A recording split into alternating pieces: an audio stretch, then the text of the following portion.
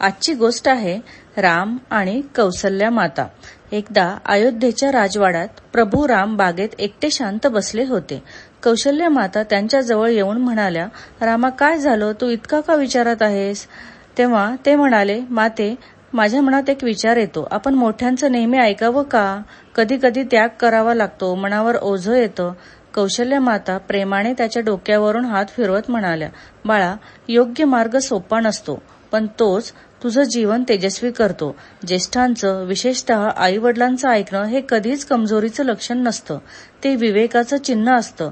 आम्ही तुला प्रेमाने आणि अनुभवाने मार्ग दाखवतो. राम विचारात पडले आणि म्हणाले, पण माते, जर योग्य गोष्ट करताना दुःख सहन करावं लागलं तर? कौसल्या माता हसल्या आणि म्हणाल्या, मग तो त्यागच तुझी खऱ्या अर्थाने थोरवी ठरेल. लोक एखाद्याला त्याच्या वैभवाने नाही तर त्याच्या मूल्यांमुळे आणि त्यागामुळे आठवतात. बाळा, हीच शिकवण रामाच्या मनात खोल रुजली जेव्हा त्यांना अयोध्या सोडून 14 वर्षांचा वनवास स्वीकारावा लागला.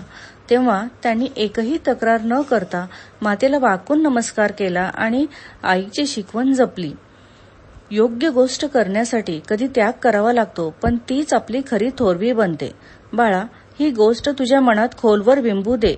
रामासारखं तेजस्वी आणि तू गुणी व्हावस अशीच आईची प्रार्थना आहे. शुभम भवतु.